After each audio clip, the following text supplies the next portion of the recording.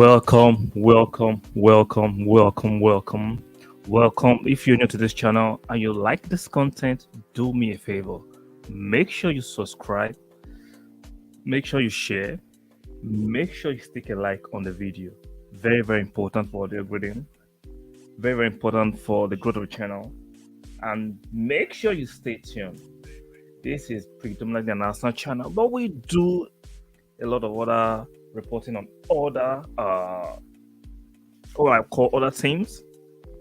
And let's get into it. Let's get into it. So let's start by saying life is beautiful. Arsenal top of the league. Liverpool were beaten, battered, bruised yesterday by Real Madrid. I love that. They are rivals in the league. They are struggling, and I'm enjoying every bit of the struggle. Man City, on the other hand, our closest competitor for the league, they have the experience, they have the squad, even though there seem to be cracks appearing in the squad. There seems to be a lack of harmony, even though Pep is going to deny it. The Man City reporters are going to deny it. But we can see that there's a bit of crack. Cancelo leaving on the last day of the transfer window to Bayern. Bernardo Silva been asking to leave for a while, but he's still there. Performances from Bernardo has dropped drastically. Gondeon is not performing the way he used to perform. What's his name? The right back. The English guy. What's his name? Kyle Walker is not the same Kyle Walker. A few injuries, age, everything has slowed down his performance. So today's performance against Leipzig was dreadful. So I'm loving the fact that all the rivals to Arsenal, all the competitors to Arsenal are struggling. Let's not forget, Arsenal had their own blip a few weeks ago.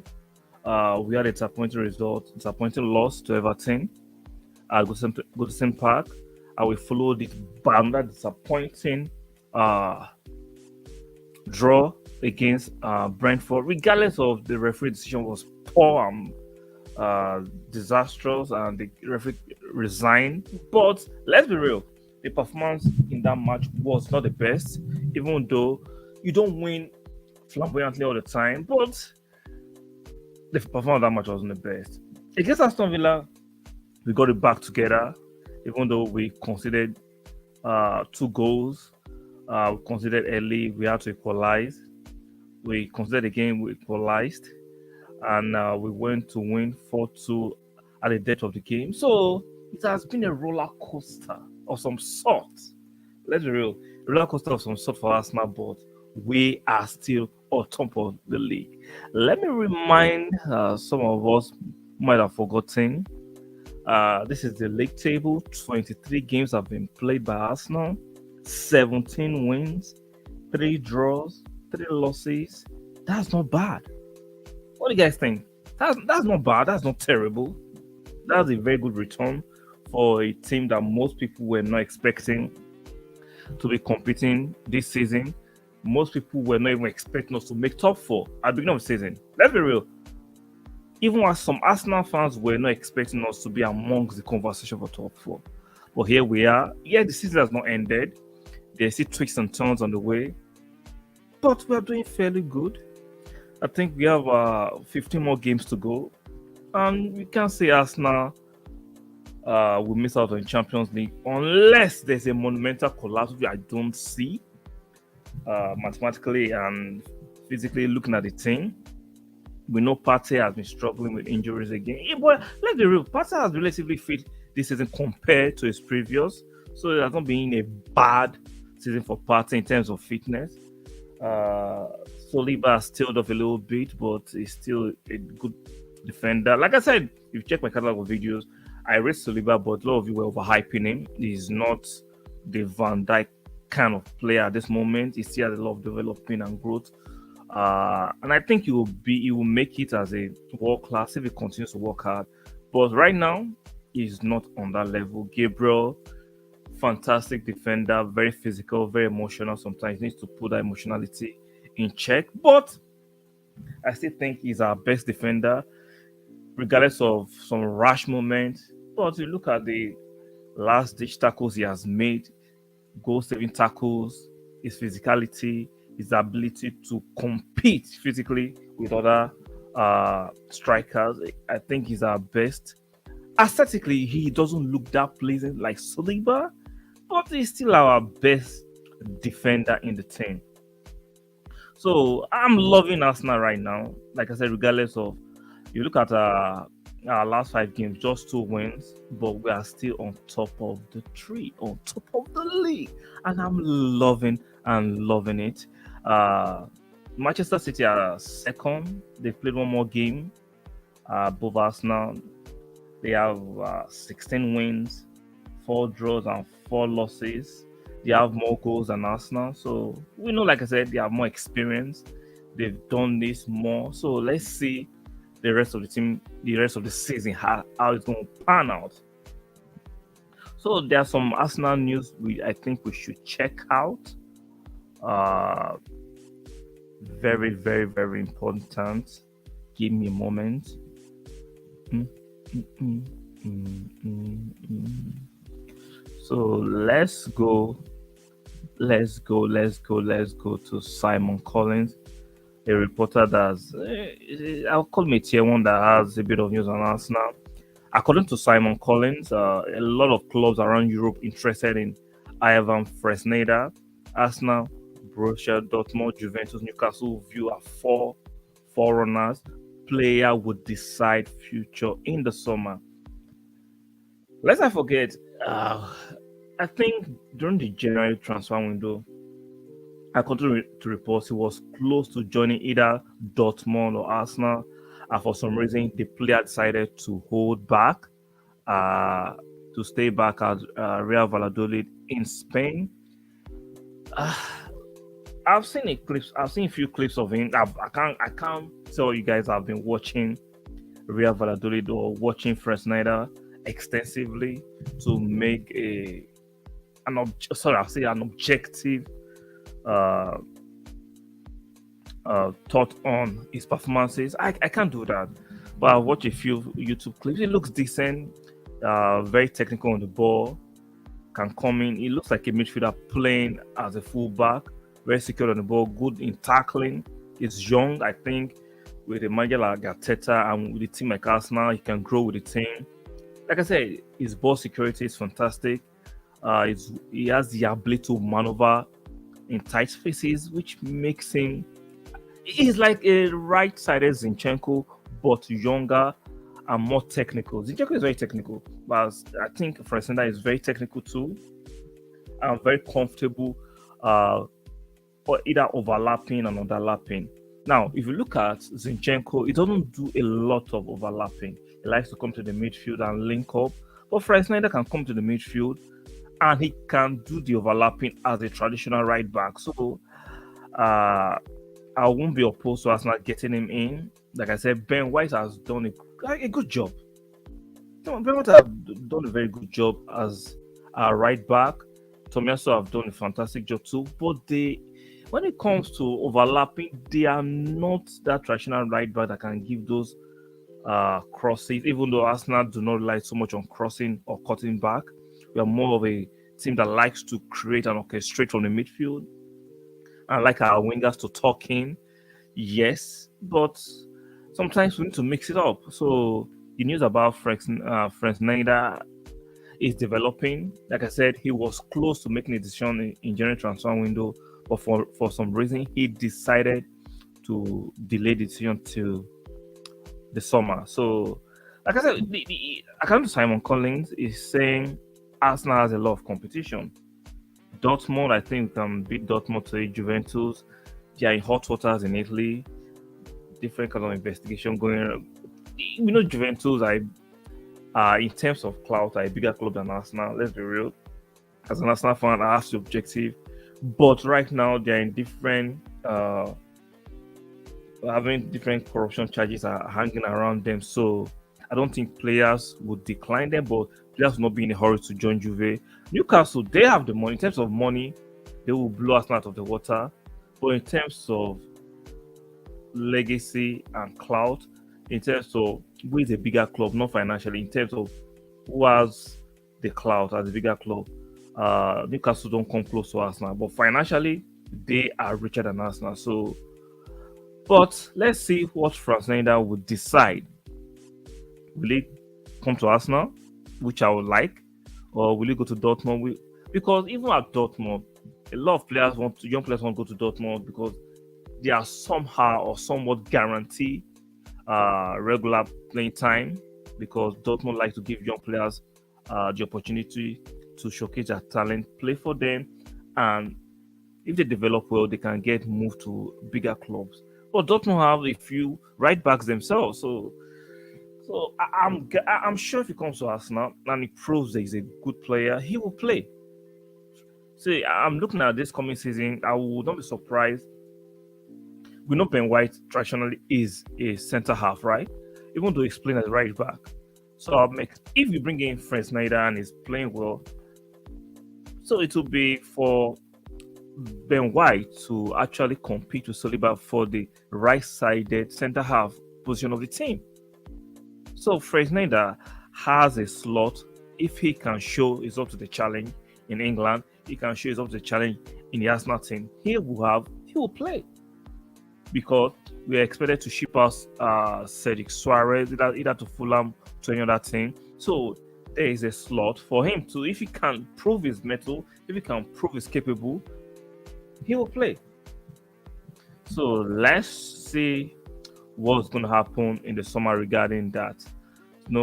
Yesterday I reported the news about El Neni, who signed a new contract with Arsenal. So according to Simon Collins, right, El Neni's previous contract had 12-month option in it, but I'm told this is a brand new one. So according to reports, Arsenal did not trigger the extension of El Neni's former contract. Arsenal decided to give him a brand new contract which has a reduced wage. So Arsenal did not trigger the previous one, who had an extension on a higher wage of an extension of 12-month option in it. Arsenal decided to actually give him a brand new contract and a reduced wage. And shout out to Eleni for accepting it, and shout out to Arsenal for actually showing leadership, showing a bit of loyalty and reward to players who have been with them. Arsenal did not need to extend his contract. Arsenal will just let him go in the cold, even though he's injured. Arsenal will just let him go and go get other midfielders. But Arsenal showed that if players are loyal, if players are respectful, if players show commitment, there are still clubs that will actually reward them for their good behavior, their loyalty, and their commitment. And Arsenal has done that by giving him a brand new 1-year deal with a reduced wage, which is fair. Like I said, according to certain reports, Elneny might not even be fit for the beginning of next season. So Arsenal has shown a bit of civility, loyalty, and commitment to Elneny.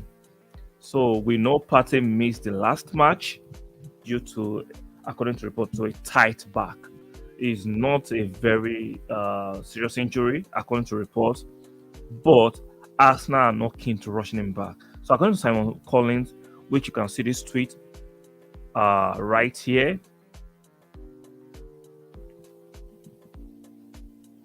So you can see the tweet right here.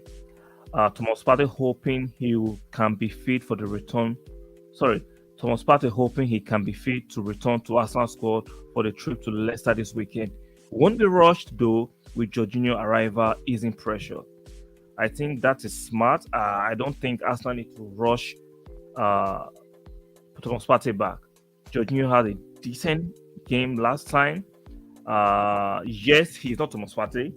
He does not have the athleticism of Thomas Partey. But Jorginho showed what he lacks in pace, he has in IQ. I love his positioning. I love the fact that he was very technical, very what would be the right choice of word to he doesn't have the pace. He has the positional awareness to be in the right place and the right time to tackle. His lack of pace he has made up with football IQ, which is fantastic. But we know in the bigger games, will that be applicable? I am not sure. But against teams like Aston Villa, Leicester, maybe even teams like Fulham or Brighton, we can get away with it. But when you play the likes of Man City, you play the likes of Liverpool, do you think you can get away with that? I am not too sure about that. But like I said, rather give Jorginho a go while Thomas Partey can recover and recover well. There is no need to rush him. We don't want to rush him and he gets injured or aggravates the injury and is out for 4 weeks or 6 weeks. So Arteta and his coaching staff, this is time to be very, very sensible. They have to be very sensible about this. We are very sensible and cautious about Thomas Partey. He is a very free player we have. So we have to be very, very sensible regarding Thomas Partey. So I'm enjoying the fact that for the even when we had our wobble and rival fans were coming for us, they're like, this is time for Arsenal to fall off the perch. And they're thinking Man City will go on a run. I've been saying it for the last few weeks. So you can check my catalog for the evidence. Man City are a great team, but they do not have the same swagger they had when they were beating teams and ripping teams apart when they're going on a run. They do not have that aura. They do not have that fear factor anymore. So teams can go at them. Teams are going at Manchester City. They do not have it anymore. They used to have it. Yes, they used to. But right now, they do not have it anymore. And so Arsenal can take advantage of that for now. Arsenal can actually take small advantage of that. Now, am I saying for sure Arsenal will win the league? Nobody can say that for sure. But it looks like we can do it, especially with Man City not being at their best and we playing very well at the way we are playing. I think we can win the league. Barring we do not suffer any significant injury or injuries to our team, to our first 11, and to our squad. So, but some of these rivals will not get Arsenal out of their mouth.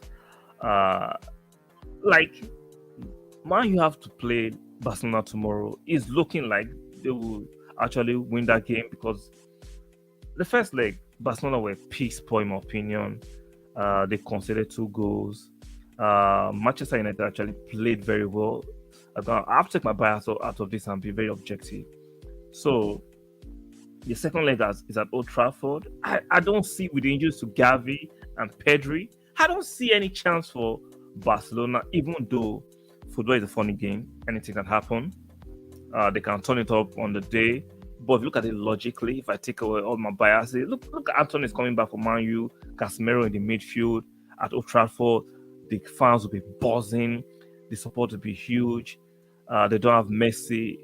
Lewandowski, yes, is there, but look at the defense of Man U.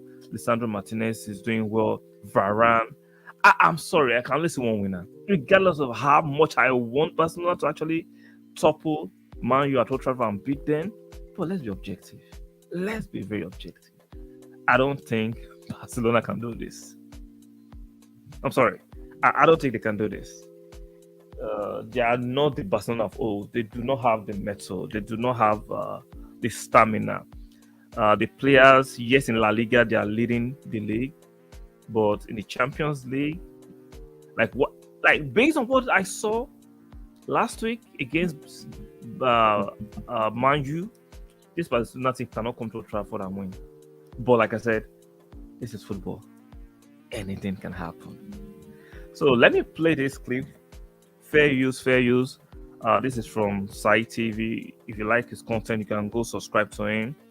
I just found this very, very funny how they can, even though when they're discussing Barcelona, they have to drag Arsenal into it. So let's enjoy this clip and I'll give my 2 cents on it. I just feel like Arsenal, when we play them, let's start again. I just feel like Arsenal, when we play them at the Emirates, let me know what Man United was on. That we went there without Casemiro, and then man there were huffing and puffing, and then the last minute they were able to get that win against us. Let's pause. I find it very funny. We were huffing and puffing. Who won the game? Like, people need to be very. I understand there's football banter, but at the same time, some of these banter are just ridiculous, and the IQ levels can be very. I'm not trying to.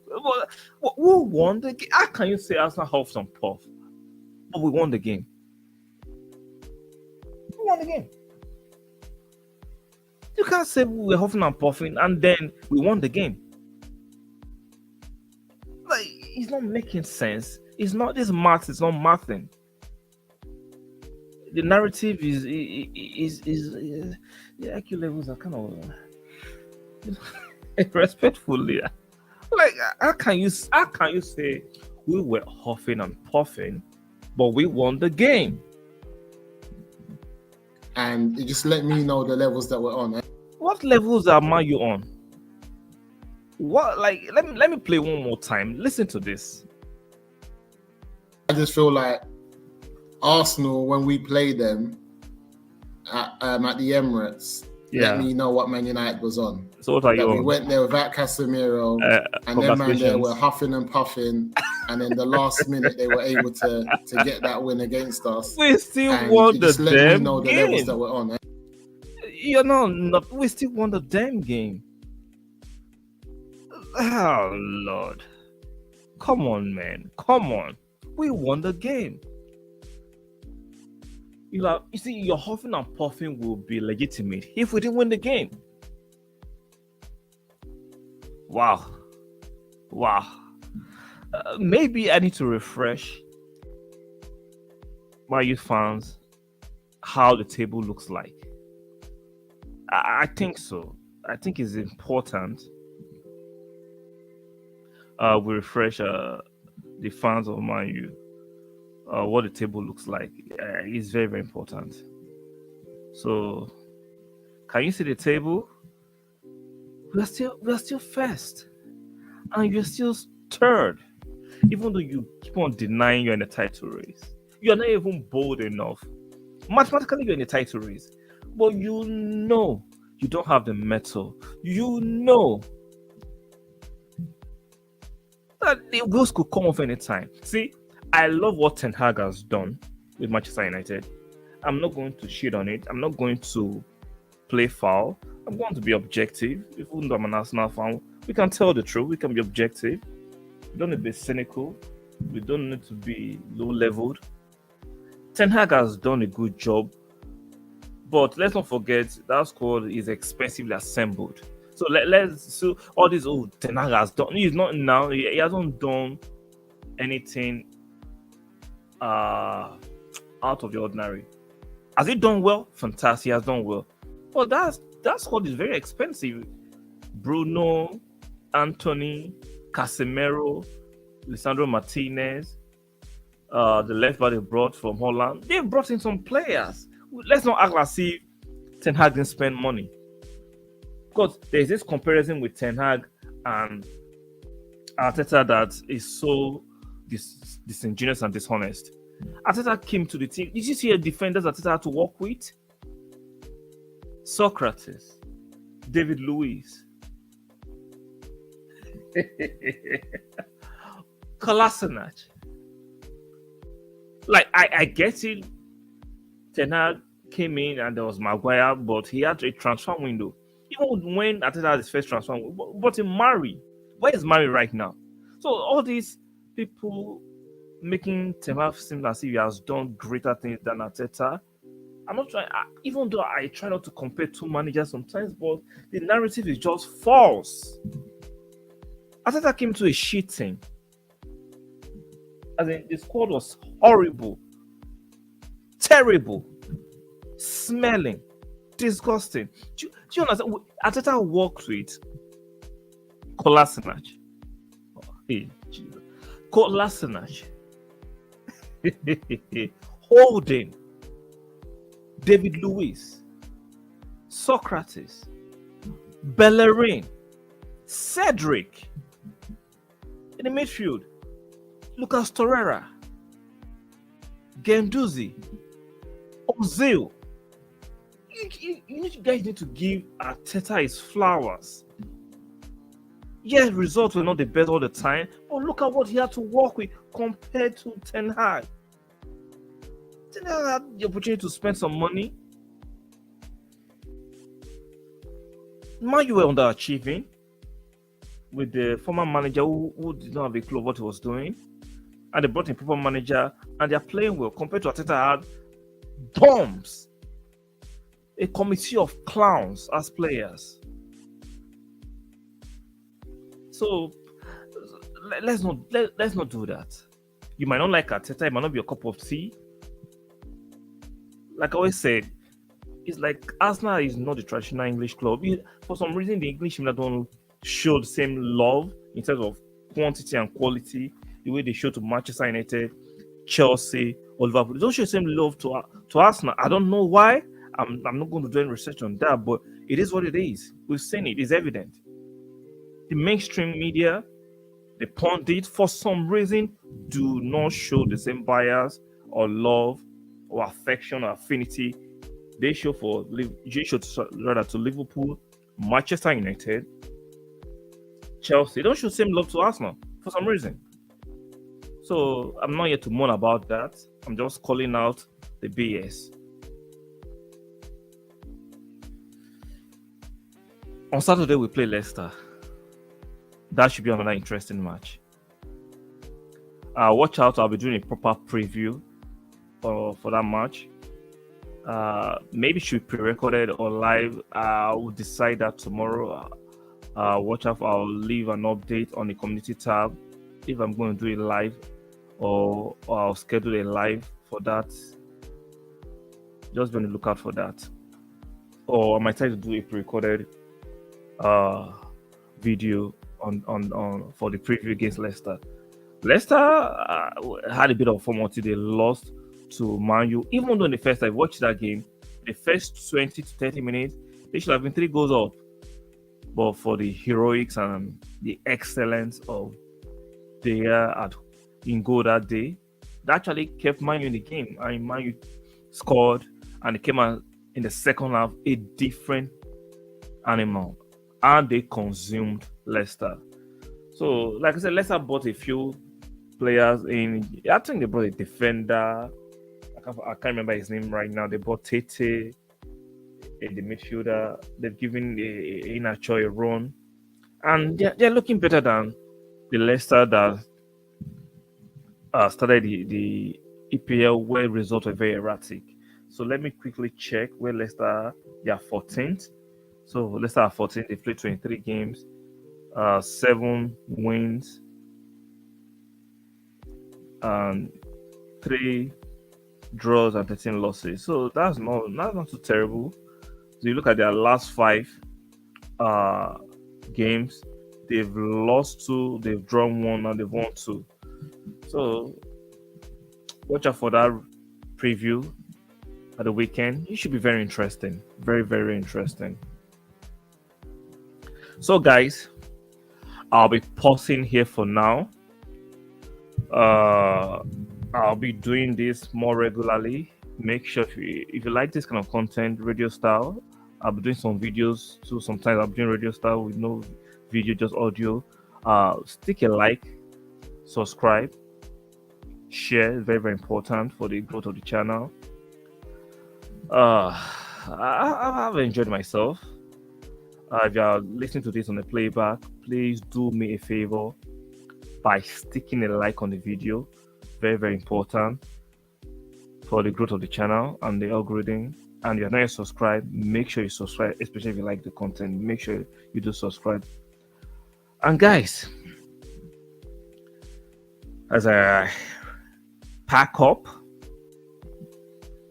thanks for listening.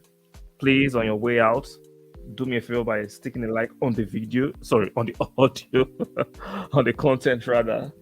Do me a favor by sticking a like on it on your way out. Subscribe, your name, subscribe, and make sure notification bells are turned on, because YouTube, they'll be acting very funny these days. Make sure notification bells are turned on, and I'll see you guys on the next live broadcast.